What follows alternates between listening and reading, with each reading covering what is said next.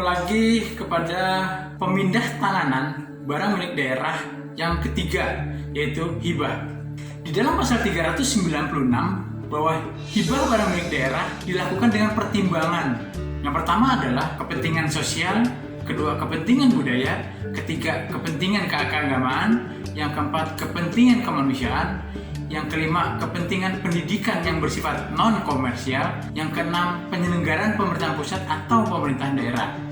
Penyelenggaraan pemerintah pusat ataupun pemerintah daerah sebagaimana hal tersebut termasuk di dalamnya adalah hubungan antar negara, hubungan antara pemerintah pusat dan pemerintah daerah, hubungan antara pemerintah daerah dengan masyarakat atau lembaga internasional, dan pelaksanaan kegiatan yang menunjang penyelenggaraan tugas dan fungsi pemerintah pusat atau pemerintah daerah.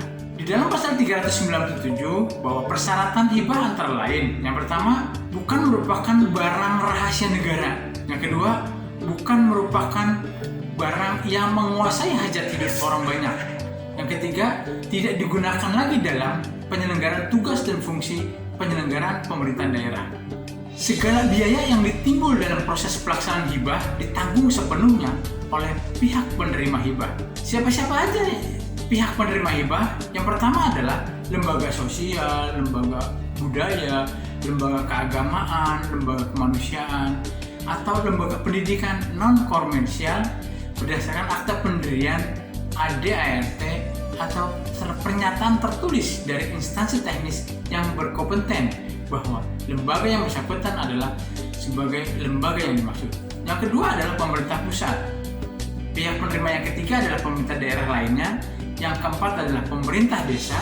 Yang kelima adalah perorangan atau masyarakat yang terkena bencana alam dengan kriteria masyarakat berpenghasilan rendah atau kita sering sebut dengan namanya MBR sesuai dengan ketentuan peraturan perundang-undangan. Sedangkan yang keenam adalah pihak lain sesuai ketentuan peraturan perundang-undangan. Pemberian hibah kepada pemerintah desa dilakukan dalam hal misalnya barang milik daerah berskala lokal yang ada di desa dapat dihibahkan kepemilikannya kepada desa. Nah, sedangkan yang kedua adalah barang milik desa yang telah diambil dari desa oleh pemerintah daerah, kabupaten, kota untuk dikembalikan kepada desa kecuali yang sudah digunakan untuk fasilitas umum. Apa saja bentuk hibah? Sesuai dengan pasal 400 Peraturan Menteri Dalam Negeri Nomor 19 Tahun 2016, hibah dapat berupa tanah dan atau bangunan yang telah diserahkan kepada gubernur atau bupati atau wali kota.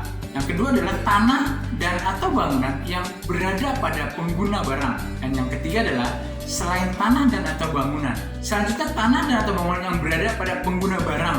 Misalnya bangunan tanah dan atau bangunan tersebut yang dari awal pengadaannya direncanakan untuk dihibahkan sesuai yang tercantum dalam dokumen pelaksanaan anggaran atau kita sering sebut dengan namanya DPA.